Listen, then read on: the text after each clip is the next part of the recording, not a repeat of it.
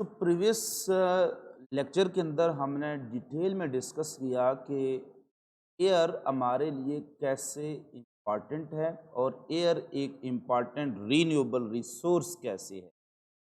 इस वीडियो में हम डिटेल डिस्कस करेंगे water as a renewable resource. Different style से ये क्वेश्चन आ सकता है। बाज़ औक़ात इसमें से एमसीक्यूज आ जाते हैं कि how much amount of water is used for irrigation purposes, how much amount of water is used for domestic purposes, what is the total percentage of water in earth, या what is the percentage of fresh water, what is the percentage of marine water. इसी तरह से different what are the uses of water, what is the biological importance of water. तो different short question पूछे जा सकते हैं। Extensive question में as a whole extensive question पूछा जा सकता है कि water, right a note on water as a renewable resource. फिर इस तरह के क्वेश्चन जब छोटे छोटे पेपर में आ जाते हैं तो स्टूडेंट्स के लिए एक इश्यू ये होता है कि इस क्या चीज़ें लिखनी और क्या चीज़ें नहीं लिखनी है। तो आसानी की खातिर मैंने इस टॉपिक को डिफरेंट हेडिंग में कन्वर्ट कर दिया है और हर स्लाइड के ऊपर आप देखेंगे एक मेन हेडिंग होगी और उसकी सब हेडिंग होगी। आपने वो ऐड करनी है तो आपका एक बहुत अच्छा एक्सटेंसिव क्वेश्चन बन जाएगा जिसमें आपको मैक्सिमम मार्क्स मिल सकते हैं। फिर डेली लाइफ में हम देखेंगे कि हमारी ज़िंदगी में पानी कितना अहम है और पानी की क्या परसेंटेज है। हमारी ज़मीन पर पानी किस किस फॉर्म में अवेलेबल है, हमारे लिए पानी कितना अवेलेबल है। इन पर सबसे ज़्यादा पाया जाने वाला जो एलिमेंट्स बिलखसूस केमिकल है, तो हम मालिक्यूल कह सकते हैं या कंपाउंड, वो पानी ही है। तो फिर पानी इतना ज़्यादा आने के बावजूद हमें कमी का सामना क्यों करना पड़ता है, ये सारी चीज़ें हम इसमें डिटेल में डिस्कस करने जा रहे हैं। सो सबसे पहले आपने हेडिंग इसकी प्रोवाइड करनी है इंट्रोडक्शन की। जब आपने लॉन्ग क्वेश्चन अटेम्प्ट करना है water as a renewable resource, इसमें आपने बताना है कि about 70% of the earth surface is covered with water. यानी ज़मीन का ये जो आपको ग्रीन पार्ट नज़र आ रहा है ये टेरेस्ट्रियल पार्ट है, और इसके अलावा बाकी जितना भी पार्ट है वो इसका क्या है, एक्वेटिक पार्ट है। क्या तो ज़मीन में टोटल ज़मीन का कितना परसेंट वाटर है, 70%। इसको हम एक्वेटिक एनवायरनमेंट कह रहे होते हैं, और बाकी 30% क्या होगा, ड्राई एरिया, जिसको हम लैंड कहेंगे। सो ये जो 70% पानी है, क्या इसको फिर आगे डिवाइड करते हैं। इस 70% का जो जो हमारी ज़मीन पर है वो 90%, टोटल ज़मीन पर पानी कितना है, 70%। उस 70% का 97% of the total water on planet is ocean, वो समुद्रों की सूरत। ये होता है मैरीन वाटर, और ये पीने के काबिल नहीं होता क्योंकि इसमें साल्ट कंटेंट बहुत ज़्यादा होता है। चैप्टर नंबर 15 में आप डिटेल डिस्कस कर चुके हैं कि ओशन सीज एंड ओशन का वाटर या मैरीन वाटर क्या होता है, हाइपरटोनिक होता है। 2% जो वाटर है in form of frozen ice caps हैं, बहुत बड़ी बड़ी, ये जो आपको स्कर्दू के ऊपर, माउंट एवरेस्ट के ऊपर ये जो बर्फ की चोटियां नजर आती हैं, तो 2% इस पूरे 70% का वो आइस कैप्स की सूरत में मौजूद है।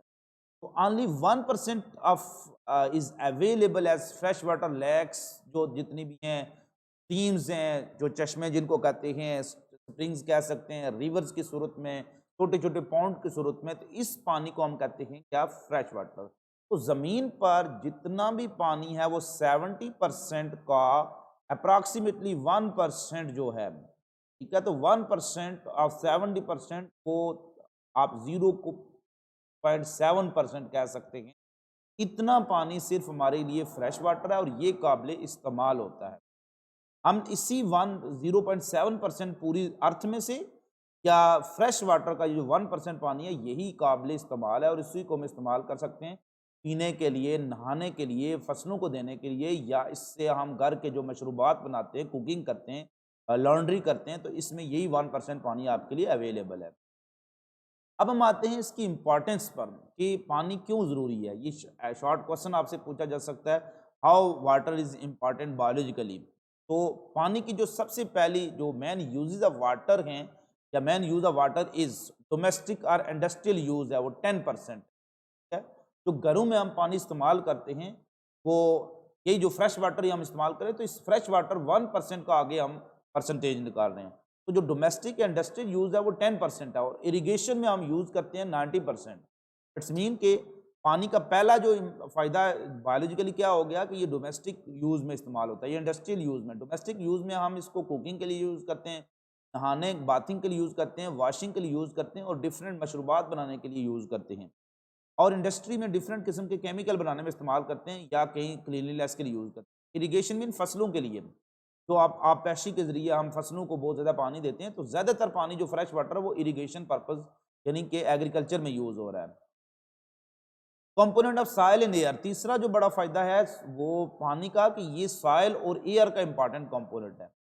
तो component of living organism, you know that कि लिविंग ऑर्गेनिज्म में सबसे ज़्यादा पाया जाने वाला बायोमॉलिक्यूल क्या है, वो पानी ही है। तो it is also major constituent of living organism comprising about 70 to 90%। ठीक है, कि किसी भी लिविंग ऑर्गेनिज्म में कम से कम 70% और मैक्सिमम 90% के करीब पानी उसके बॉडी वेट का के अंदर मौजूद होता है और सेल के अंदर 70% एवरेज अमाउंट मौजूद होती है।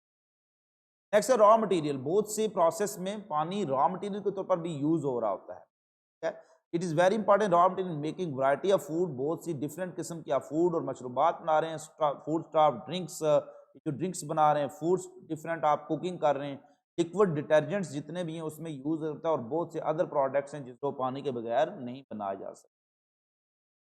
सोडियम क्लोराइड, ये जो इसका फ़ायदा है ये हम ज़्यादातर मैरीन वाटर से, क्योंकि मैरीन वाटर क्या सॉल्टी होता है और उसमें ज़्यादातर सोडियम क्लोराइड मौजूद होता है, तो समुद्र के पानी को हम क्रिस्टलाइजेशन के प्रोसेस के ज़रिए नमक हासिल कर सकते हैं। इंडिया में ज़्यादातर जो नमक होता है या तो इम्पोर्ट करते हैं या फिर क्रिस्टलाइजेशन के प्रोसेस से बना जाता है, इसलिए वो काफ़ी महंगा होता है। तो from sea water we obtain sodium chloride, table salt जिसको हम कह रहे होते हैं, तो वो क्रिस्टलाइजेशन का प्रोसेस आपने केमिस्ट्री में डिटेल में पढ़ा हुआ है कि हम पानी को, समुद्र के पानी को आप बहुत ज़्यादा गर्म करें तो उसमें से पानी वेपर बन के उड़ जाएगा और पीछे क्या रह जाएगा, सोडियम क्लोराइड। इसी तरह से जो सोडियम क्लोराइड पीछे रह जाएगा। इसी तरह से सोडियम क्लोराइड से डिफरेंट सेल में हम सोडियम हाइड्रोक्साइड भी बनाते हैं। इसी समुद्र के पानी से हम सोडियम हाइड्रोक्साइड भी बनाते हैं और इसी से क्लोरीन भी हासिल करते हैं और इसी से सोडियम भी हासिल करते हैं। तो ये डिफरेंट प्रोसेस हैं, हम सोडियम क्लोराइड हासिल कर सकते हैं, इससे सोडियम हाइड्रोक्साइड हासिल कर सकते हैं, इससे क्लोरीन हासिल कर सकते हैं, इससे सोडियम मेटल हासिल कर सकते हैं। These are the different uses of marine water. अब देखते हैं कि हमने पहली इसकी हेडिंग पढ़ी है इंट्रोडक्शन ऑफ वाटर, के पानी की परसेंटेज को हमने डिस्कस किया, फिर हमने इंपॉर्टेंस पढ़ी है जिसमें का डोमेस्टिक और इरिगेशन पर्पस के लिए यूज़ हो रहा है पानी, सॉइल और जो एयर का इंपॉर्टेंट कंपोनेंट है, लिविंग ऑर्गेनिज्म का इंपॉर्टेंट जुज़ है और पानी से हम आगे इसको रॉ मटेरियल के तौर पर यूज़ कर रहे होते हैं। अब हम देखते हैं कि और जो समुद्र का पानी से उससे सोडियम क्लोराइड, सोडियम हाइड्रोक्साइड और क्लोरीन गैस हासिल करते हैं। इंसान का इस पर इम्पैक्ट क्या है? चूँकि हम वाट ये पढ़ रहे हैं मैन एंड एनवायरनमेंट, तो ज़्यादातर हम ह्यूमन एक्टिविटीज़ का एनवायरनमेंट पर जो असर है उसको डिस्कस करेंगे। तो इंसान जहाँ पर भी है वो पोल्यूशन काज़ कर रहा है, तो इसकी जो सब हेडिंग आप डिस्कस करेंगे वो वाटर पोल्यूशन है। तो industrial chemical waste are extremely toxic, जितने भी इंडस्ट्री से निकलने वाली ये केमिकल वेस्ट होते हैं इंतहाई टॉक्सिक होते हैं, जो जहरीली गैसेस होती हैं, जहरीली इसमें केमिकल्स होते हैं, हैवी मेटल्स होते हैं, they inhibit the natural purification of water. कुदरती जो प्यूरिफिकेशन ऑफ वाटर है वो बैक्टीरिया कर रहे होते हैं और बहुत से अदर माइक्रो ऑर्गेनिज्म कर रहे होते हैं। क्योंकि केमिकल बैक्टीरिया की डेथ कॉज कर लेते हैं, लिहाजा हम इन माइक्रो ऑर्गेनिज्म की डेथ के बाद जो नेचुरल प्यूरिफिकेशन ऑफ वाटर है वो डिस्टर्ब होगा। Chemical waste degrade the river water, वो रिवर के पानी को डिग्रेड करते हैं, make it harmful for aquatic life, eutrophication हो रही होती है और डिफरेंट प्रोसेस हो। तो हम इस टॉपिक को अगर कंक्लूड करें तो if pollution of fresh water resource continue, वो कहता है कि अगर ये जो फ्रेश वाटर जो रिसोर्स है 1% बहुत कम सा पानी आपका अगर ये कंटिन्यू हो रहती है, we will soon run out of the fresh water, we will soon run out of the, में बिल्कुल फ्रेश वाटर खत्म हो जाएगा। जैसे कराची के एरिया में पानी की बहुत कमी हो चुकी है, तो ऐसे ही बाकी जो कंट्रीज में भी और बाकी एरियो में भी पानी की फ्रेश वाटर की कमी हो जाएगी। So measure should be taken to avoid or improve this, तो हमें कोई ना कोई पर कोई मंसूबा साजी करनी चाहिए ताकि हम इस तरह की प्रॉब्लम से बच सकें। तो यहाँ तक ये टॉपिक ख़त्म होता है।